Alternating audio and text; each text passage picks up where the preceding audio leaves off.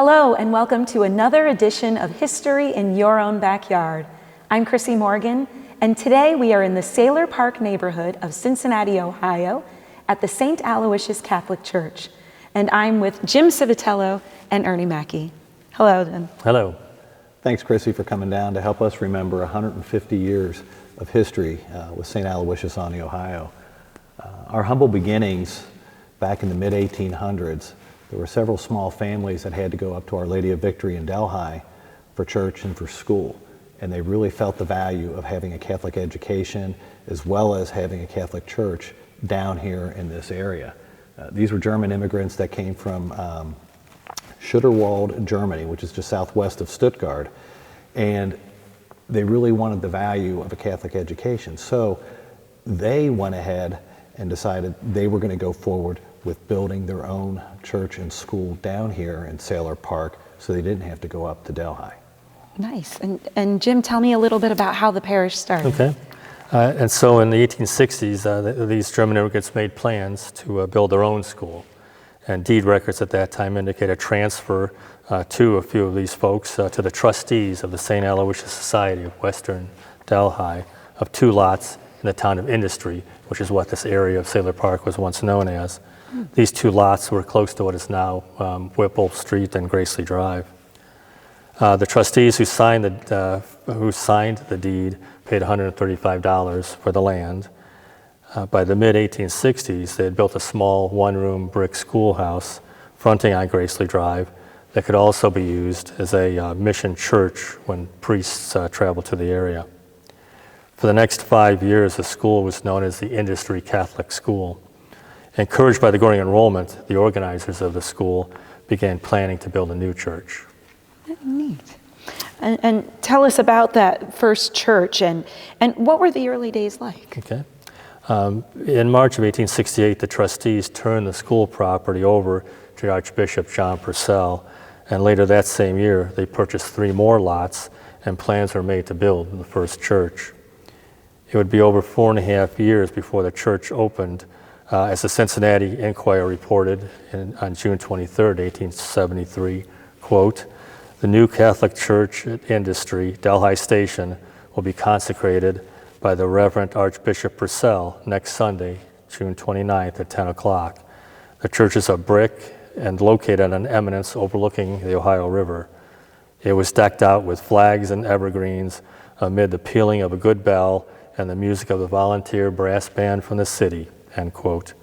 The church is relatively small, probably only 25 by 40 feet.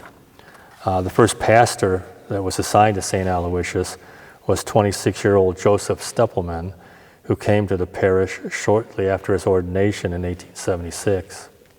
He also ministered to the St. Joseph North Bend congregation that was meeting in the town of Cleves, just down the river.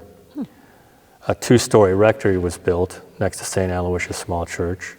By then, Father Francis Kessing, a classmate of Father Steppelman, had become pastor. It is estimated at that time there were probably 80 families in the parish by the 1880s. There were 2 teachers in the school, and these were lay teachers, Frank Lauber, an immigrant from Bavaria, and his daughter, Bertha Lauber. And when was this church built? During the 1870s and the 1880s, Lower Delhi, as this area was once known, experienced tremendous growth as the interurban rail and traction line service allowed inner city people to move to the suburbs. A number of land speculators developed 3 subdivisions, Delhi, Home City, and Fernbank. A brickworks, a pipe foundry, and the construction of the Fernbank Wicket Dam on the Ohio River brought many laborers to the village. Father William Scholl became pastor in 1885 and immediately began planning to build a new church, as the first church, though only 15 years old, was woefully inadequate. The parish purchased another lot next to the rectory, and by the spring of 1888, the cornerstone of a new church had been laid with, quote, "solemn and appropriate ceremonies," according to the Catholic Telegraph. The church was dedicated on October 28, 1888, by Archbishop Elder. With a width of 50 feet and a depth of 105 feet, it was much larger than the first church. the old church. Topping the church was a 150-foot steeple with 3 bells made by the Buckeye Foundry of Cincinnati for the Van Dusen and Tift Company, which was later acquired by the Virden Bell Company. This new church, which is our current church building, cost about $20,000 according to the records that we have. So for more than 130 years, this beautiful structure has served the parish well. At the time of its dedication, the church was decorated with many beautiful statues and stations of cross lined the walls. These statues and stations were made by the DePrado Studios of Chicago, Illinois. Many of the statues remain today that you see around us now. In 1898, the parish purchased, or was marking its 25th anniversary. Much had happened in 25 short years. The congregation had grown from a handful of families to more than 100 households. The parish had a new church, a school, and school was conducted in the old 1873 church, the first church, which had been remodeled into 4 classrooms. In 1890, instruction in the school was placed in the hands of the Sisters of St. Francis of Oldenburg, Indiana, who served the parish for the next 107 years. In 1898, Father Scholl purchased some additional land on Whipple Street and began planning to build a new rectory. The pastor moved into the new rectory in October 1898. The old 1870s rectory was converted to a convent for the Sisters of Oldenburg. Wow, and how has the parish grown since the 1900s? Well, by 1905, the second generation of the founding families, mostly farmers and laborers, married, and in many cases had large families. At the same time, middle-class professionals from the city had moved downriver to the villages of Delhi, Home City, and Fernbank. With the increase in population, it became apparent that a new school was needed. So parishioner Fred Drucker, a structural engineer, designed a modern 3-story building, 70 feet by 80 feet, containing a cafeteria on the lower level, 4 classrooms on the main floor, and an auditorium/gymnasium on the upper level. In 1905, the original 1868 schoolhouse was torn down and the ground was broken for the new school building. Construction was completed in 1906 and the school was dedicated on June 3rd of that year. About this time, the sisters opened a commercial school in the old 1873 church/school building to train grade school graduates for clerical and office jobs. All of these buildings lacked indoor plumbing. Water for the church and school came from a cistern. There were 2 marble water fountains in the school, fed by a cistern, but there were no restrooms. There were 2 large outhouses in back of the building, one for boys, one for girls. Indoor plumbing was not installed until 1933. In 1910, the downriver communities of Lower Delhi, Home City, and Fernbank were annexed and incorporated into the city of Cincinnati, with a combined entity becoming known as the community of Sayler Park. In connection with the parish's 50th anniversary in 1923, the church building underwent some major changes. 150-foot steeple was deemed unsafe, so it was removed, and a new 3-story bell tower was constructed. The old rectory, turned convent, was demolished to make room for the side bell tower. New stained glass windows were installed. 15 of these windows were purchased by parishioners in honor of family members, and they placed the names of those family members below each of the windows. The only original windows left in the church are the large stained glass window above the main entrance and the 4 windows in back of us here in the sanctuary depicting the early doctors of the church. Life in the first half of the 20th century for Catholics in small towns and suburban communities such as Sayler Park and Delhi Township centered around Parish. For school children, there were opportunities for band, theater, and sports. In the early 1900s, we began the tradition of holding a Labor Day picnic. Inside the school, there was a country store featuring handmade articles and plenty of food provided by ladies of the parish. Eventually, the picnic became an annual 3-day summer festival with a famous chicken dinner and games of chance. Around 1910, the parish also began hosting entertainment in the school's auditorium. Adult thespians practice all winter for spring presentations.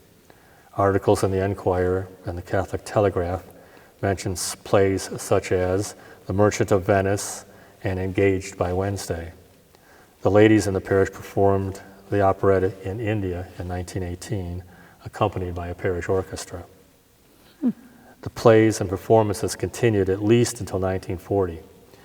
Baseball, basketball, softball had long been a part of the fabric of St. Al's parish life, and during the 1930s, the area next to the church was graded and enlarged into athletic fields and became an area known as the Hollow, which even to this day, games are still held down there and it's still referred to as the Hollow. Oh, that's great. There was probably nothing more consequential in the life of St. Aloysius parishioners than the World War II years. It seemed as everything revolved around the war effort. Assistant pastor Father Henry Imbus left the parish in 1942 to serve as an army chaplain. He joined the more than 70 men and women from the parish who went off to serve the country in Europe, North Africa, and the South Pacific. In preparation for the 75th anniversary of the parish in 1948, Father Clarence Graff made some interior changes to the church. From the earliest years, 6 statues line the walls of the sanctuary in back of us. Father Graff had these statues removed and then relocated the Sacred Heart to one side altar and St. Aloysius to the other altar. New Stations of the Cross were placed along the walls, and a large crucifix was suspended from the sanctuary ceiling.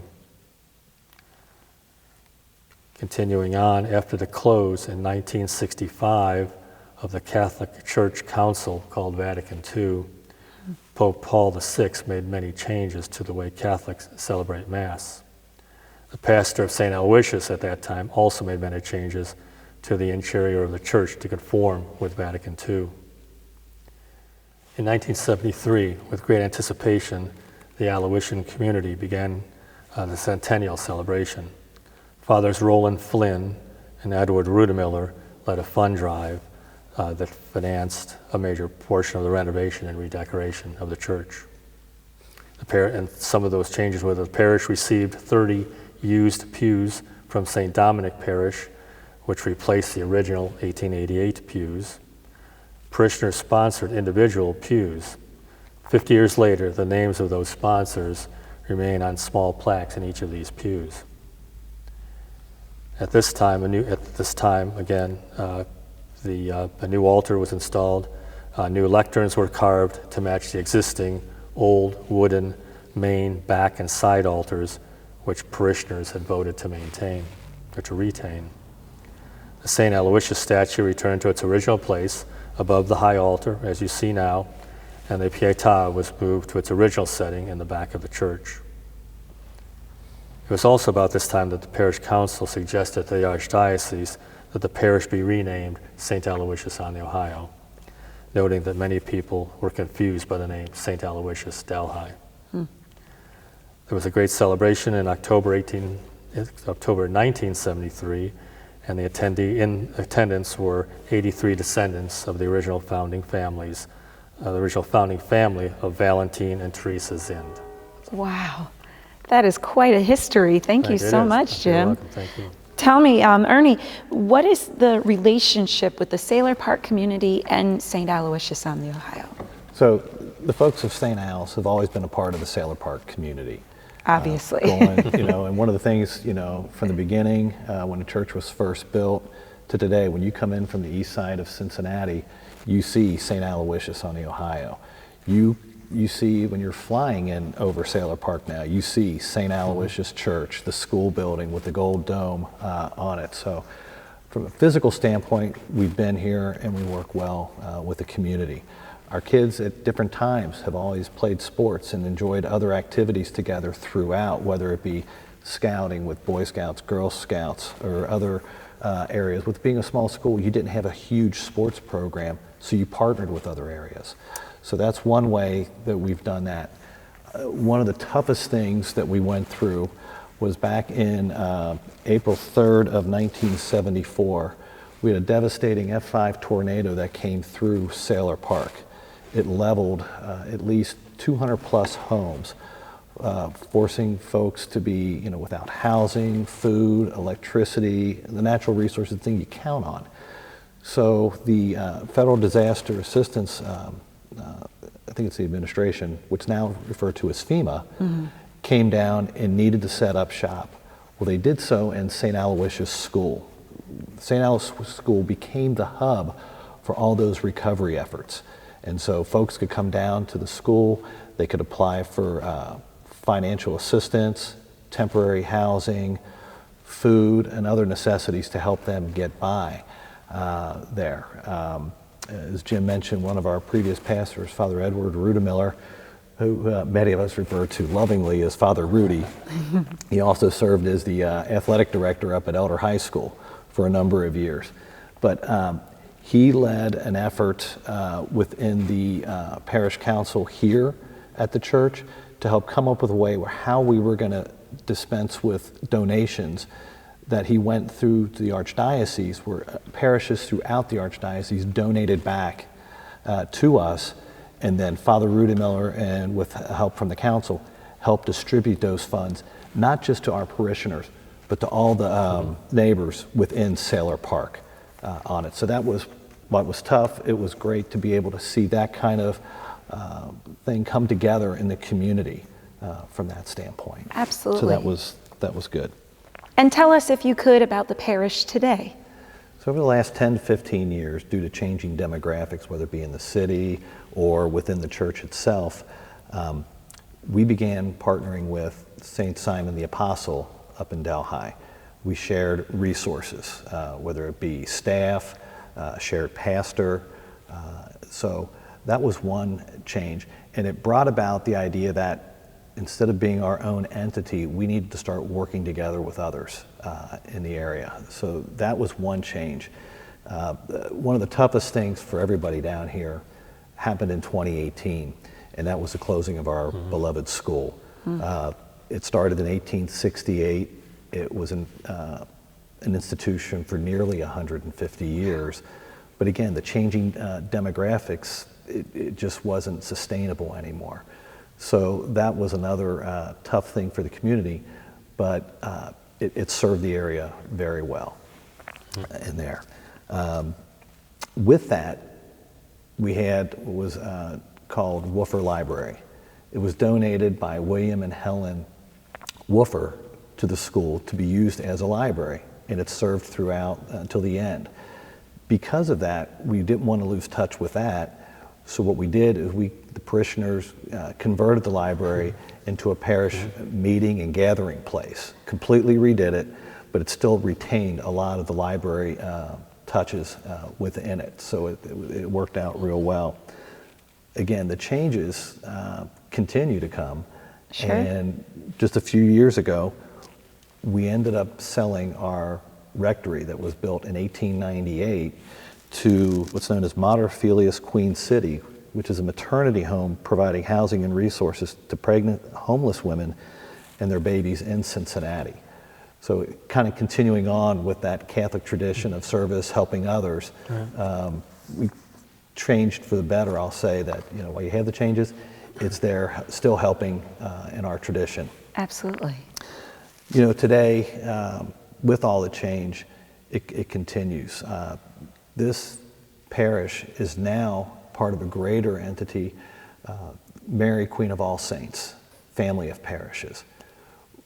What happened before, where we kind of split off into our own little area, we're now coming full circle, where we're back partnering with Our Lady of Victory, St. Dominic, who helped donate the pews here to us that was mentioned, St. Vincent de Paul down the street, St. Simon.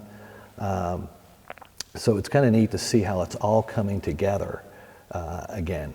And that's all a part of the Archdiocese plan called Beacons of Light. Again, changing demographic, changing resources. We're now working together better with others. Father Ben Kinslaw is our new pastor down here. He was appointed in July of 22. along with Father Chris Slack and Father Michael Cordier, they are helping to lead this whole group of parishes here to one big community of Catholic faith here. It's a new beginning for these parishes, helping us together to remain vibrant to the diocese on the west side community here. Thank you again to Jim Civitello and Ernie Mackey. And thank you for watching another edition of History in Your Own Backyard. Today we were in the Sayler Park neighborhood of Cincinnati, Ohio, at the St. Aloysius Catholic Church. Remember, travel slowly and stop often.